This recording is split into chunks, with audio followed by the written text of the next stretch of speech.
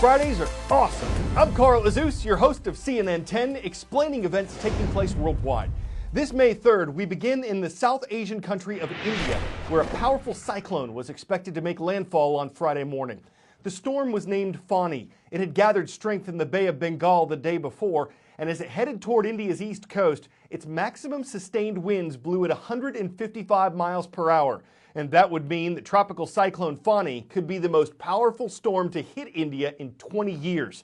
The system that struck eastern India in 1999 killed at least 10,000 people.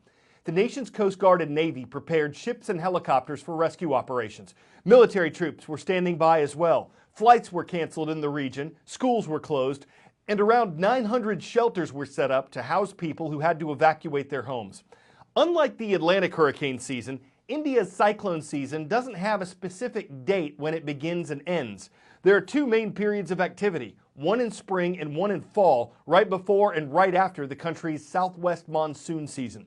What's expected from Cyclone Fani is a large storm surge, a rise in sea levels along the coast where it makes landfall. Significant wind damage was also possible, and farther inland, people were preparing for the possibility of flooding.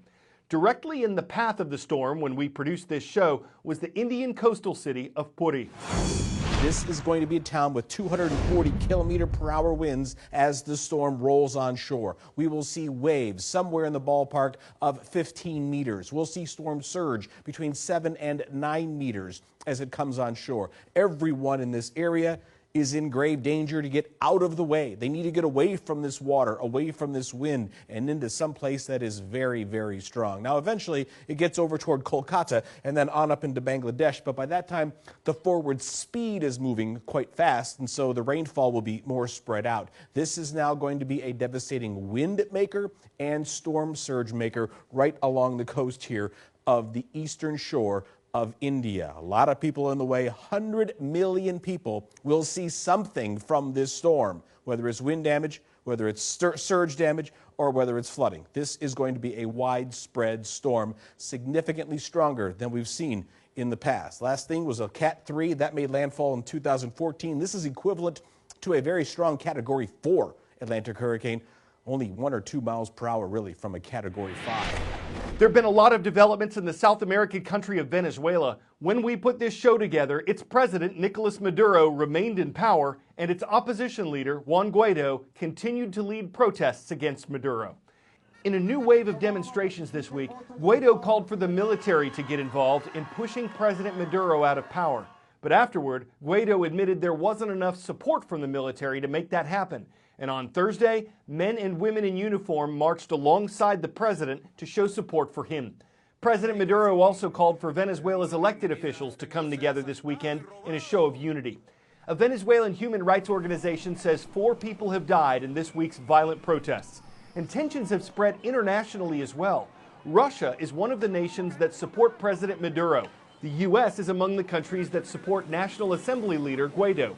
The Trump administration said at one point this week, Venezuela's president was planning to leave the country when Russia told him to stay put.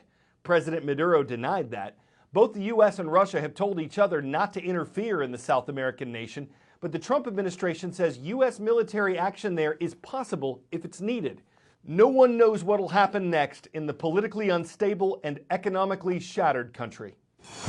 10-second trivia. In what nation would you find the world's largest known cave? Vietnam, China, Malaysia, or United States?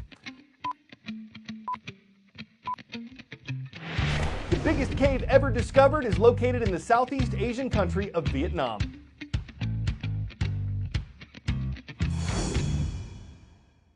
It was discovered by accident. In 1990, a farmer stumbled upon the cave while looking for shelter in a storm. Its entrance is so remote that he forgot the way there, and it wasn't until 18 years later that he accidentally found it again while hunting. It takes 2 days of hiking through the jungle just to reach the cave, and explorers recently made a tremendous discovery there.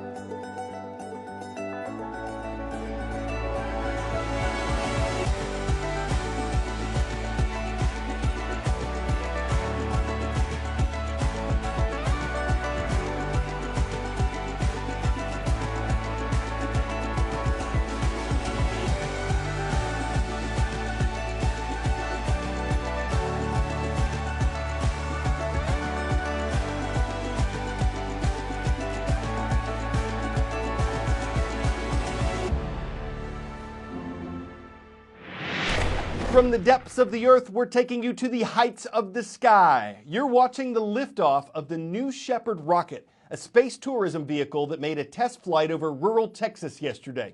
It was carrying dozens of research projects, but no people were on board. Blue Origin, the American company that makes the rocket, hopes to be ferrying humans to space and back in the year ahead. There wouldn't be a pilot. This rocket is fully automated. Passengers would launch up, and away inside the capsule. It would detach from the rocket about 62 miles over the Earth. People would get a few minutes of weightlessness while they were there, and then the capsule and the rocket would return separately to solid ground, where they could both be reused on future trips. We don't know yet how much ticket prices will be. Like SpaceX, Blue Origin has received millions of dollars from NASA. It's one of several private companies hoping to bring people to space.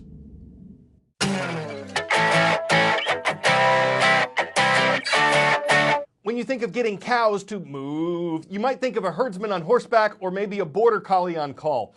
In the city of California, it was police who got the pleasure of herding a couple rogue cows recently, and the fun was caught on dash cam.